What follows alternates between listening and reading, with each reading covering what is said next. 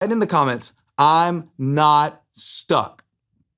And just put that in the comment, even though you're like, I am stuck. I'm literally stuck. I'm totally stuck. I'm really, really stuck, okay? That is a challenging paradigm for people because if you look in the Bible, Paul and Silas seemed stuck in prison, but they praised God and the chains broke loose. You know, Gideon seemed stuck in a wine press, but God spoke and he became a deliverer. Moses seemed stuck as a murderer, running as a fugitive on the backside of the desert, and then this burning bush, and God had 40 more years of amazing things for him to do. And all of these people felt stuck. So I want you to tell me what were your reflections on this first mindset, I'm not stuck unless I stop. Do you agree with it? How do you see it? How do we summon our way through that? And let's really dig into this first mindset. I love it. I love every section of this chapter because it reminds you that everyone feels stuck.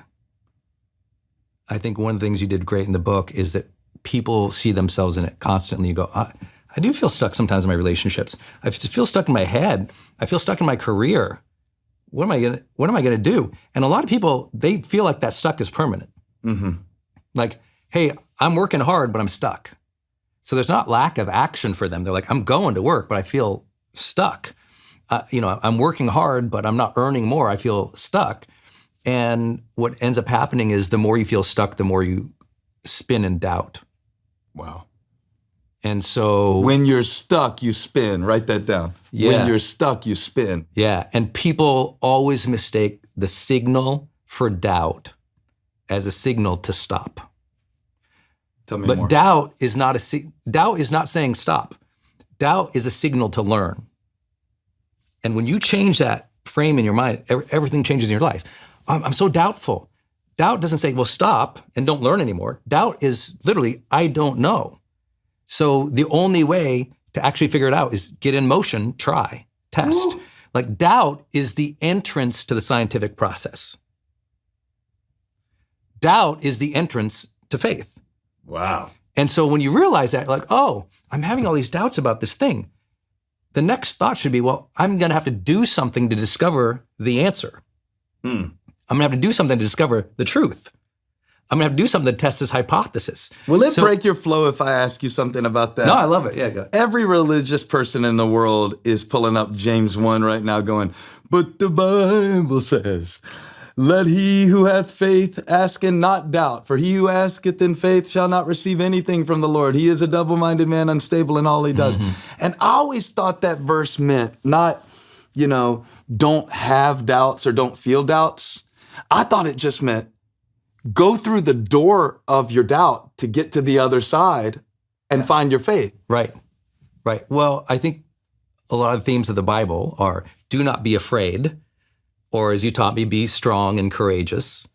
That presupposes some doubt. Right. Most of the Bible presupposes we have doubts. Yeah, if he says be strong, I must feel weak because I wouldn't tell you to sit down. You already are. Yeah, he didn't start the story. Gideon doesn't start the story as, a mighty champion warrior. And a warrior. Yeah. He starts in the wine press. A wimp in a wine press. David doesn't start the story with the sling. I mean, so you have to go, oh, each of these stories starts in a place often of doubt. Yeah. Or discouragement, despair, division between people. We have to cycle through that. But the thing is, I always say, well, that's why there's another verse. That's why there's another chapter. It's why there's something more. It's like the story might begin in doubt, but the story doesn't stop there. And we have to remember that in our own lives. And so what I loved about this first chapter where he's saying, I'm not stuck unless I stop, is you unlock a lot of reasons that people should not stop and realize that they can change. I love how you talk about, you can defy your default. Yeah. That maybe your default was to stop or to do these bad negative behaviors, but you can work your way through them. You can change, you can shift. And I think that's a hopeful message for a lot of people because they really do believe that they're stuck, and stuck is a place of permanence. When what your book is teaching them, stuck was a mindset. And you can change your mind. so you can change your life. Yeah, you know, when you say stuck, you're probably thinking of all the people that you've coached who basically thought they had gone as far as they could go. Mm-hmm. You know, whether that's in their business or whether they had wrecked their personal life building their business. And part of what you do is to walk into somebody who goes, and I've heard you say this phrase before, I love it. You go, I've tried everything. Right. Right? Yeah. And you go, oh yeah? Everything? Yeah, I've tried everything. And then walk through it, because you have an exercise you make people do that I love. Yeah, it's like, well, I tried everything. I'm like, awesome. I'm so excited. And I get really encouraged for them. And I say, well, if you tried everything, show me the list. And they go, what do you mean? I said, well, show me the list. You tried everything. I mean, if you tried everything, then you must have kept a list really detailed of all the things you tried, because, of course, you'd have to know what's mutually exclusive. You'd have to know what you tried and didn't work, and you'd have to adjust and do it over again, so show me the list. And most often people go, well, you know, I tried once or twice, and I tried the same. Well, I asked my boss for a raise on Monday, I asked him on Friday. Asked him the same way, every time, all the time. But I've been asking, so you've been asking, okay, but you haven't been adding new value. So it's like you tried one strategy and you hit it 50 times and you didn't adjust it from another way. You haven't tried everything. You tried what you knew. Mm-hmm. You need to get perspective or approach it in a different way. And I think often too, people, when they think of stuck, they think of just negative things. I'm stuck in a bad marriage. A lot of people are stuck in a very happy marriage. And what I mean by that is they don't need to leave the marriage. They have to learn to be different. Try a new angle to find the happiness, the fulfillment, or the intimacy in the marriage.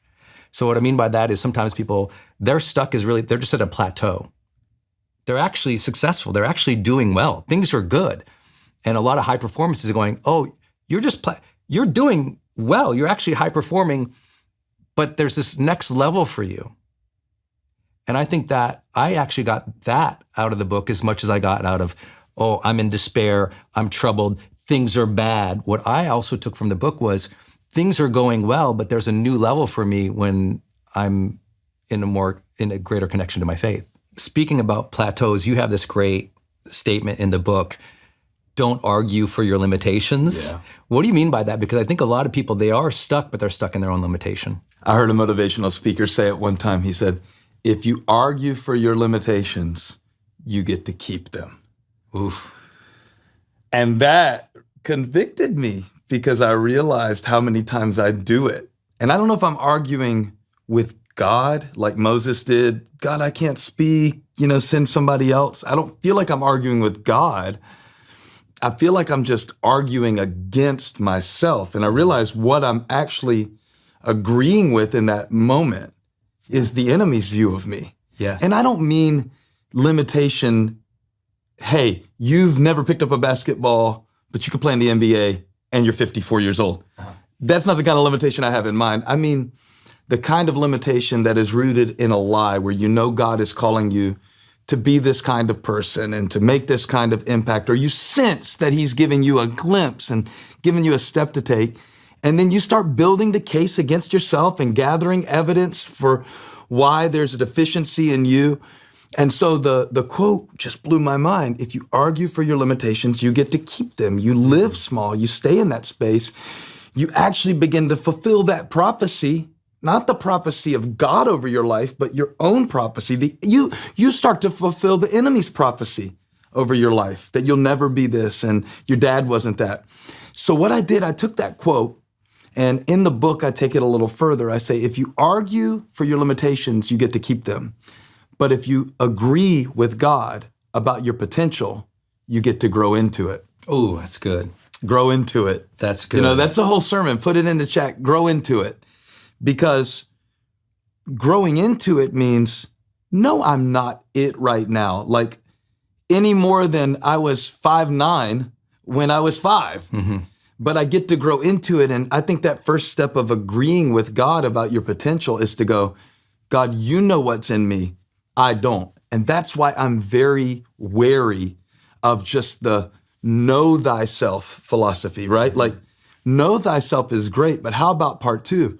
Grow thyself. Yes. Yeah, because that's the outgrow of reflection and awareness and self-acceptance is that I'm going to grow into who God knows me to be. That's the message of the book. I was writing this book to myself in places going, do the new you, the you that you don't know yet, but that God already does, the one that he chose. Yeah, and have faith in yourself as equally as maybe he has faith in you, which is What a hard thing concept. to grow into. Well, think about this. You're growing into the faith of yourself, which is very hard for of you. yourself, because people will say, don't believe in yourself, believe in God. Here's the problem I have with that. Who made you? If God made me and I don't believe in me, what he called me to be, then it's him I doubt. Right. And that really helps me to get past this sticking point where I feel like, well, I just don't want to hype myself up and say that, I can do great things. Well, I can do all things through Christ who strengthens me. Yes. So I think the two go hand in hand. That's why I was passionate to get this masterclass going, to get people out of and to get you out of this mindset that says, well, God is great, but I'm no good. Okay, yeah, we're all sinners. We all need Jesus. We all need forgiveness, but we've been redeemed by him. So what does that speak of us that he paid that price for us? And that's the limitation that I want you to grow beyond, this view of you that only sees you as flesh and bones and mistakes and disappointments, and to grow into the image of God that you were originally created to be. So good.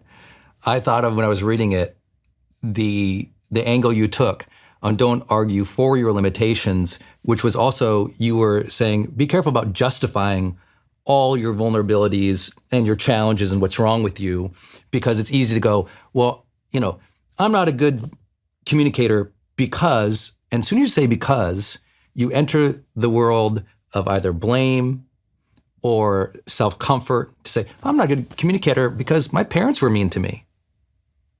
And so I always tell people, listen on limitations, always listen for the word because. Wow. I'm like this because, and you'll often add a negative thing. My parents were like this, they didn't believe in me, she mistreated me, they cheated, they stole. Or we're doing it for our own comfort because we don't believe we have empathy from the world. So sometimes when we share our limitations and our vulnerabilities with people, what we're doing is we're reaching out. We're saying, hey, let me just be vulnerable with you real quick. What it is doing is, could you please see me? Can you recognize me? Because I'm not feeling like I like myself, or I'm not feeling good, seen, heard, or I don't feel like the world is fair. So let me tell you this thing that's unfair for me. Could you see it and acknowledge it and say to me, oh yeah, that is unfair, or oh, I understand now why you are like that. And the whole conversation suddenly does something funny. It justifies and sets concrete around the limitation. Wow. Suddenly, we have verbalized the reason, because we've verbalized the reason for the limitation, and now we coalesce around it, and we actually just made it stronger. And so empathy can be like that, which we don't talk about in the modern world. Sometimes overly placating to people's, vulnerabilities or limitations and staying on it and stewing on it all day doesn't actually move them through. It's often the difference in my career of, as we'll share, the difference sometimes between a therapist and a coach. Both absolutely necessary, and I'm a huge mental health guy. But there is a difference. Sometimes we'll spend more time over here in a therapeutic context, and a coach is going to try to move you through that limitation a little bit more aggressively. Not that either is right. Both can be really wrong. But I think it's just a casual way to say to people, be careful of just always talking about the limitation and arguing for it and seeking to get empathy and understanding and comfort, because all of a sudden you miss the ability to move through it. And I thought that the movement through the book that you took people on was so powerful because you didn't let them sit there. Well, thank you for saying that, because when I wrote the mindset, I'm not stuck unless I stop, I thought this could come across really callous to somebody who just found out, like, I'm never going to be able to have children, or I'm never going to be able to fulfill this dream, or I'm never going to have my health back like I did before, or this person has gone out of my life. Like, I lost my dad, and in this area of my life, I do feel like there is a limitation. Well, there is a loss, but I'm trying to get you opened up. And anytime I talk about this, I can't help but think about Moses and the children of Israel at the Red Sea, right? And they're like, okay, God, help us, help us, help us. And they cried out, and Moses says, don't worry, stand still, and you will see the salvation of the Lord, right? Next verse, God says, why are you crying out to me? Tell the Israelites, move on. So it sounds spiritual. They're crying out to God, the Lord will deliver you, and he will, through you moving through it. Right. And I love that about personal development. I love that about having a coach to help us through these things and bring our faith into motion so that we can actually see faith without works is dead, and that God promises to bring you through.